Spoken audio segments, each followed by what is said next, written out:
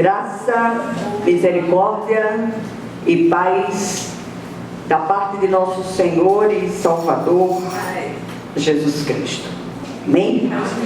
Nós vamos abrir nossa Bíblia hoje na segunda epístola de Paulo aos Coríntios, capítulo 4, e nós vamos ler do versículo 16 até o 18. 2 Coríntios 4, de 16 a 18, diz assim a palavra do Senhor: Por isso não desanimamos, pelo contrário, mesmo que o nosso homem exterior se corrompa, contudo nosso homem interior se renova de dia em dia.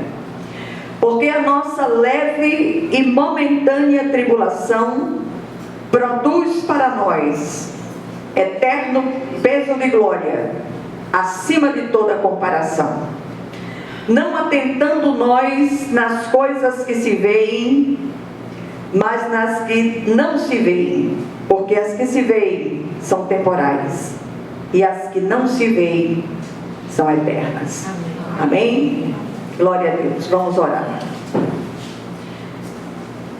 Senhor nosso Deus e nosso Pai Celestial, graças te damos, Senhor, porque o Senhor é Deus de transformação.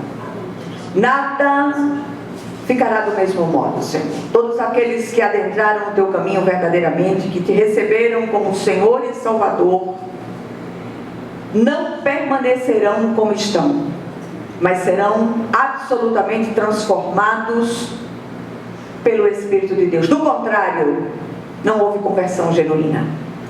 E que hoje, Senhor, essa palavra ela vá ao cerne dos corações. Que essa palavra viva do Senhor,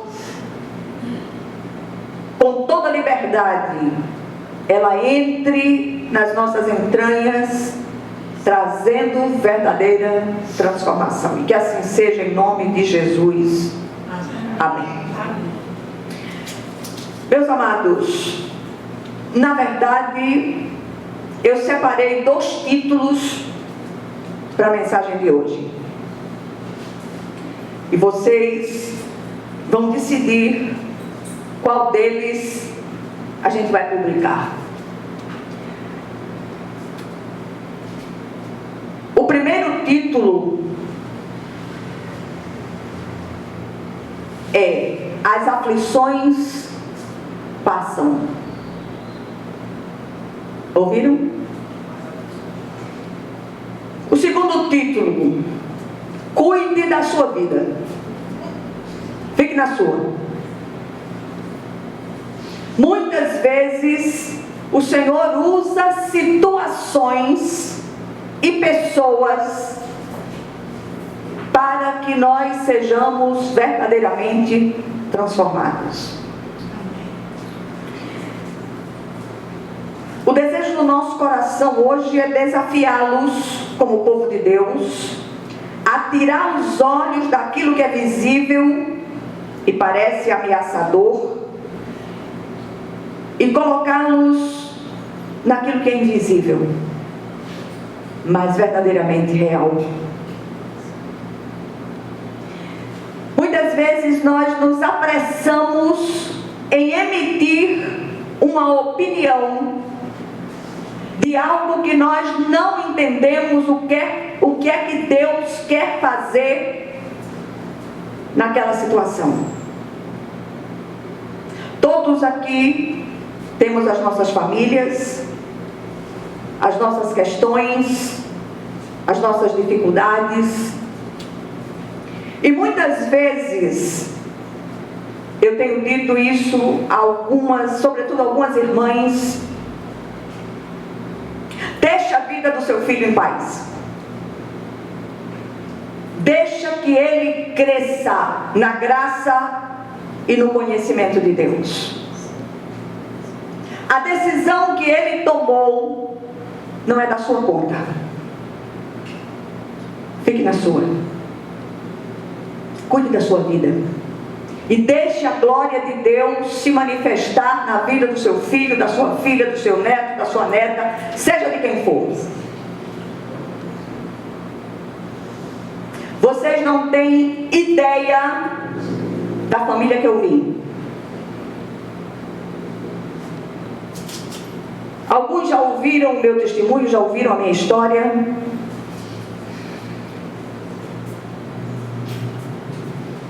Todos os filhos dos meus pais sofreram tentativa de aborto. Todos nós. E um dia, pela misericórdia de Deus, o Senhor me alcançou. Você ouvir da sua mãe biológica que preferia... Senhor, eu vou pedir licença ao Senhor para eu dizer o que ela disse, tá certo? Eu não vou dizer com as palavras que ela disse, que fica feio eu dizer isso aqui. Mas ela dizia que era preferível ter tido 5 furúnculos lá embaixo, na porta da cozinha, de que ter tido aquelas 5 desgraças. Uma das desgraças era eu. E um dia, pela misericórdia de Deus, apesar de passar toda a infância e adolescência cercada de cristãos, ela tinha horror a crente. E um dia, pela misericórdia de Deus, lá na frente, agora eu dei uma prega enorme na história, porque eu não gosto de conversa comprida. E ali eu fui alcançada pela misericórdia de Deus. E o agir de Deus é perfeito. O agir de Deus é lindo, é maravilhoso. Se o Senhor pode alcançar uma coisa, feito eu, pode transformar qualquer vida. Inclusive a minha mãe, antes de fechar os olhos, entregou a vida dela a Jesus. Meu pai do mesmo jeito.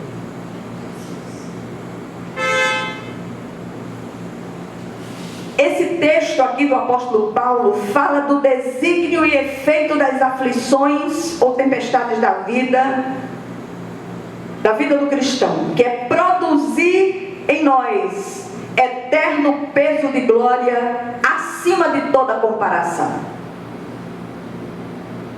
Não tem coisa mais triste do que pregar a palavra de Deus insistentemente.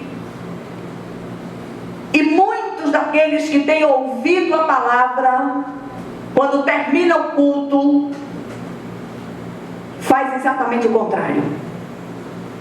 Esses darão contas de si mesmo a Deus. De Deus não se zomba.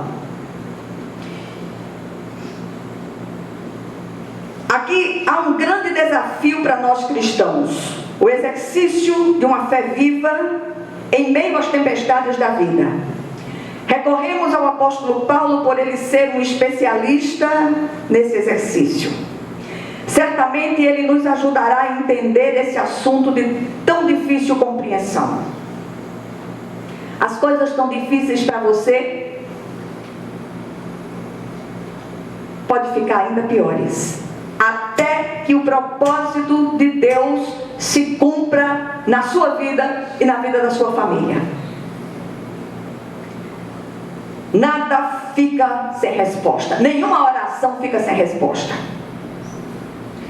No texto lido, Paulo nos ensina que há um propósito de Deus, quero repetir isso mais uma vez, para todas as aflições ou tempestades da vida.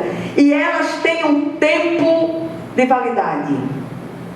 E essa é a ideia central do texto de hoje. Se eu estivesse aqui semana após semana falando a respeito de prosperidade, prosperidade rasa, voltada para bens materiais, não tinha lugar para as pessoas sentarem.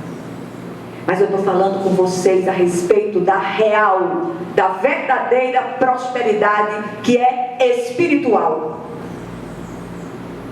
E o desejo de Deus é transformar as nossas vidas. E eu me incluo nisso, porque se eu estivesse pronta já não estava mais aqui. Doidinha para ficar pronta estou eu. Nós temos falado nesses dias sobre a confiança em Deus em meio às lutas desta vida, que não têm sido poucas. O Senhor certamente deseja que amadureçamos na fé e no conhecimento de Deus. Nunca vi tanta meninice espiritual como no nosso tempo. Embora o nosso espírito esteja pronto, as nossas emoções e o nosso corpo não aguentam por si só esses embates. Por isso é tão oportuno rogar ao Senhor que proteja as nossas emoções no meio das aflições, para que a nossa fé não esmoreça. E mais uma vez eu quero dizer a você, coragem, vai passar, mas não antes daquilo que Deus tem preparado para a sua vida acontecer. Que possamos amadurecer na fé e no conhecimento de Deus. Deus está treinando guerreiros de fé sobre a terra para crer no impossível, ver o invisível e ouvir o inaudível. Nós estamos assistindo o que tem acontecido em Israel. Ainda não é o fim. Mas tudo o que está acontecendo ali é uma prévia de tudo que está por vir sobre a terra, sobre a vida do povo de Deus. Acordemos. Chega de tanta meninice espiritual. Diante das aflições, percebemos 3 posturas distintas. Há aqueles que, embora experimentem na carne os efeitos dos embates, mas procuram negá-los numa espiritualidade hipócrita. Outros se desesperam e tendem a abandonar o caminho. Muitos têm agido assim. Felizmente há aqueles que entendem que o simples fato de habitarmos no mundo caído nos expõe a enfrentar as lutas desta vida. Em João 16:33, Jesus encoraja. Ele diz o seguinte: estas coisas vos tenho dito para que tenhais paz em mim. No mundo passais por aflições, mas tende bom ânimo, eu venci o mundo. Viver sobre a terra não tem sido fácil, mas quem disse que seria?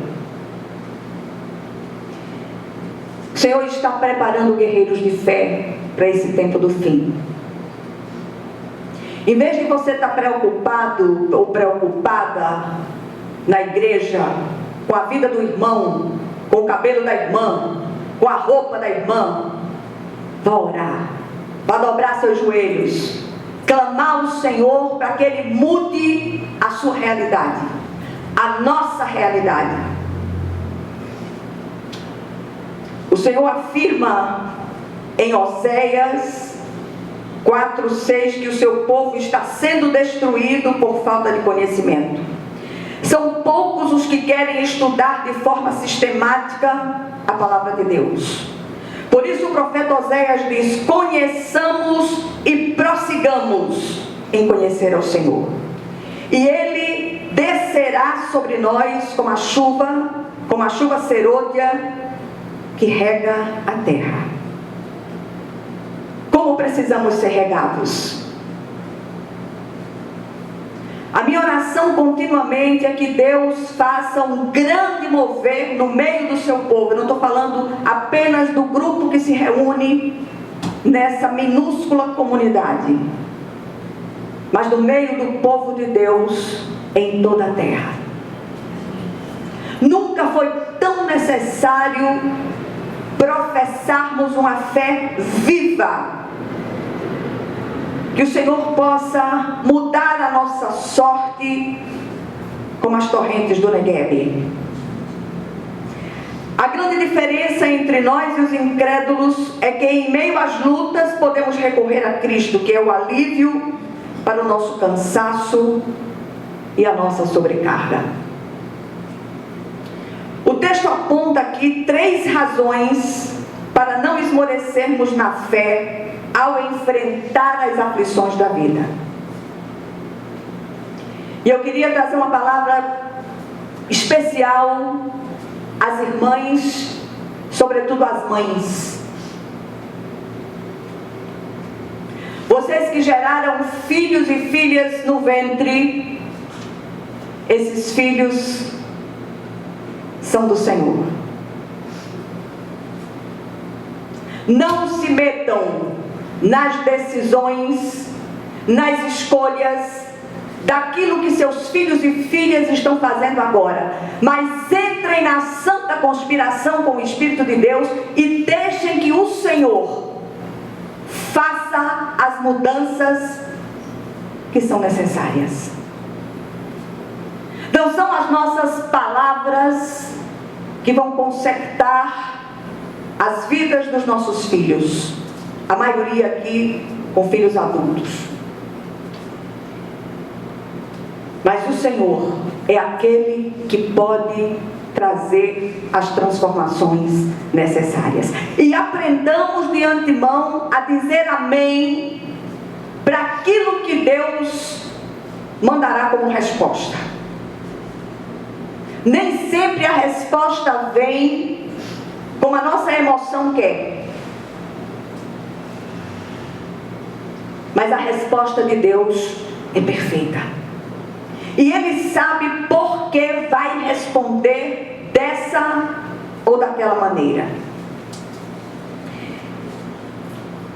E a primeira razão que o texto aponta para não esmorecermos na fé ou enfrentar as aflições é que a aflição renova o nosso espírito e por isso não devemos desanimar. E o texto diz no versículo 16: por isso não desanimamos, pelo contrário, mesmo que o nosso homem exterior se corrompa, contudo o nosso homem interior se renova de dia em dia.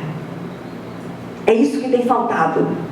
Uma renovação interior em cada um de nós. E eu me coloco no meio. Deus quer fazer grandes transformações nas famílias. Isso começa em nós. Não adianta apontar o dedo acusador em relação a isso ou aquilo que você tem achado errado. Fale com o papai. Fale com o Senhor. Só Ele pode mudar a nossa sorte como as torrentes do Negueb. Ele aqui não se refere ao desânimo enquanto emoção sujeito às circunstâncias. Ele fala de ânimo como um padrão de fé que vê além daquilo que é visto com os olhos humanos. E é esse padrão de fé que vai renovando o nosso espírito dia a dia. E eu quero ousar dizer a você hoje: tenha bom ânimo, continue orando e crendo, fique na posição para que a bênção de Deus não erre o alvo que é você. Grandes coisas o Senhor fará, que estejamos preparados. E muitas vezes a bênção não desce por nossa causa. Nós somos muitas vezes aquele grande entrave para que a bênção do Senhor desça na vida das nossas famílias, na vida dos nossos filhos. Ore pelo seu cônjuge, se ele foi incrédulo. Se ele não foi incrédulo, ore também para que o Senhor haja nas áreas específicas que precisa transformação. Ore por seus filhos distantes de Deus. Você não gerou filhos para serem instrumentos nas mãos de Satanás, mas os gerou para a glória de Deus. Ore pelas situações aparentemente insolúveis. Ore para que o Senhor abra portas onde elas não existem. Simplesmente ore e deixe que o mais Ele fará. Agora, pare com essa estranha mania de dizer a Deus o que é que Ele tem que fazer. Ele sabe. Não tem oração mais eficaz do que dizer a Deus: Senhor, o desejo do meu coração cego é que a resposta venha dessa forma. Isso apagou-se.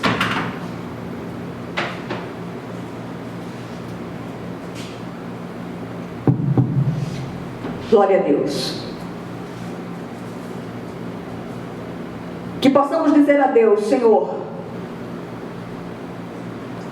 que a tua resposta venha do teu jeito.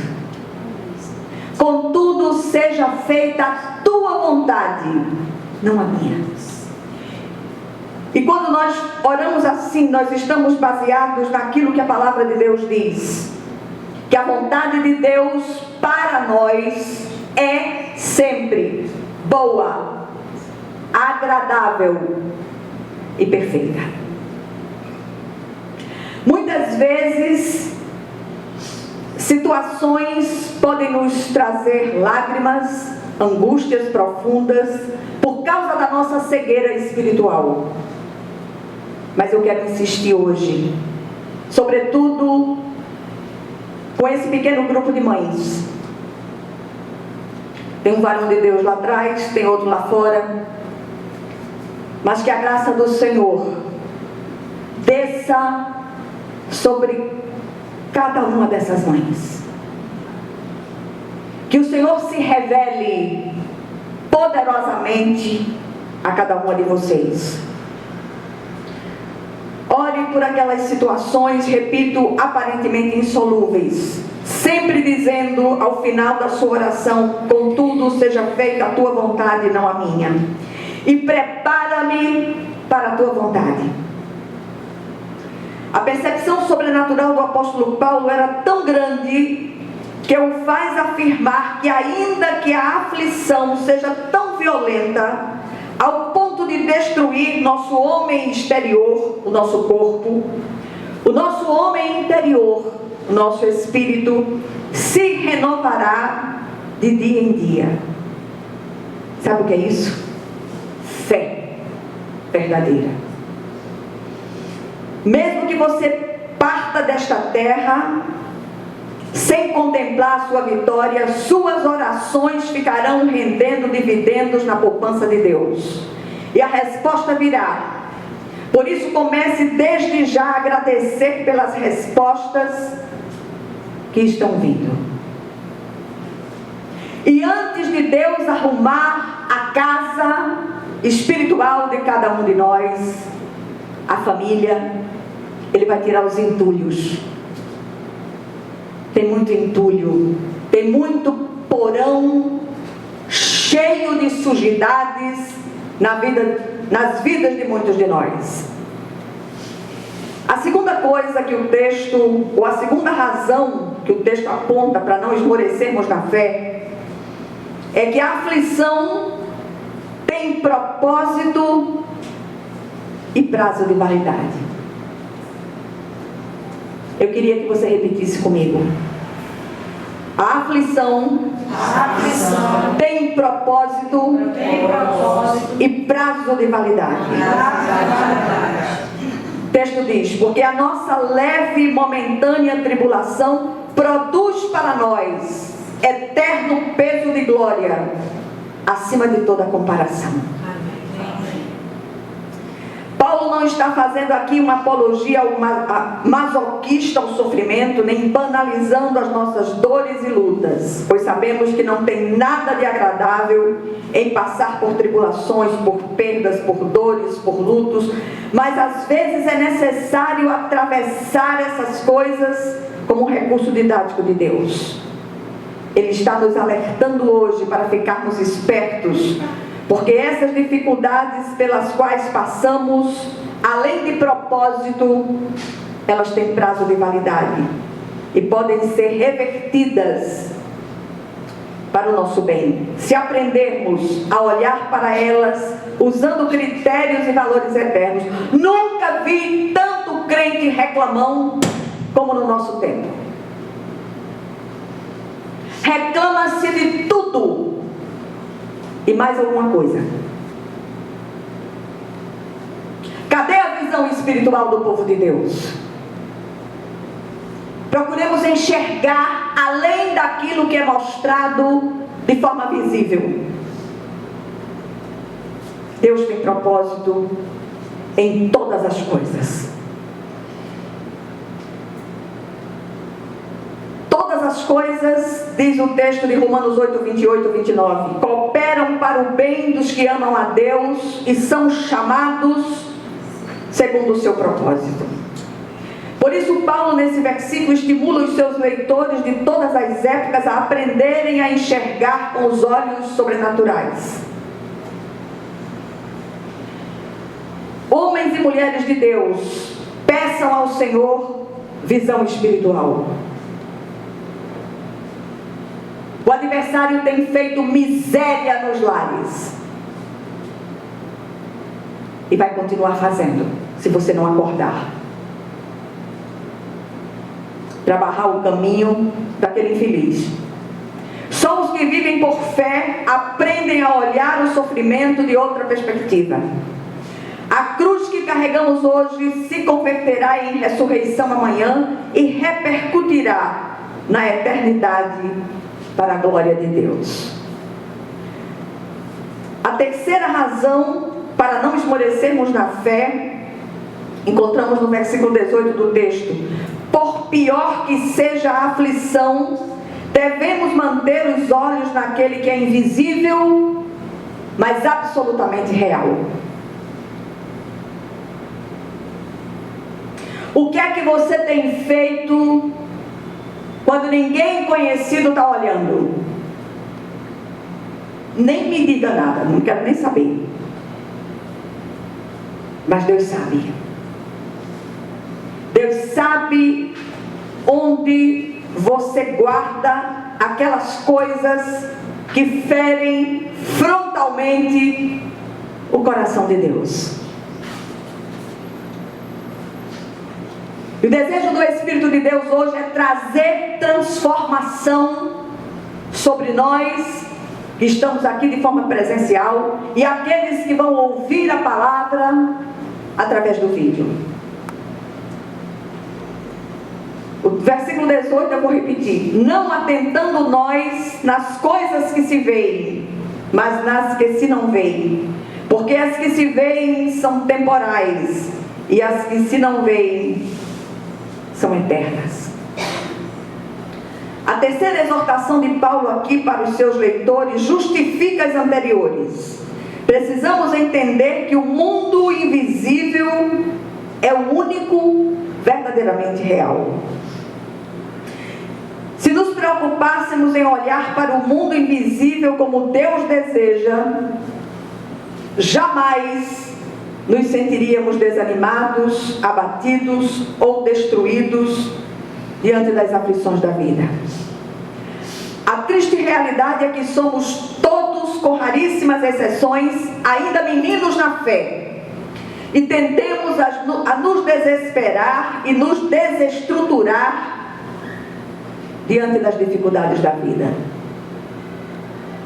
As dificuldades todas pelas quais passamos são treinamentos de Deus. Não na vida do outro, na nossa própria vida.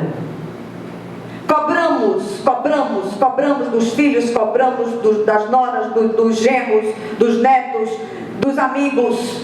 Cobre de si mesmo. Peça ao Senhor que traga luz de entendimento espiritual à sua vida. Que o Senhor Ele possa abrir os nossos olhos espirituais. Os grandes homens e mulheres de Deus mencionados na grande galeria de Hebreus 11, a galeria dos heróis da fé, chegaram aonde chegaram, porque creram no impossível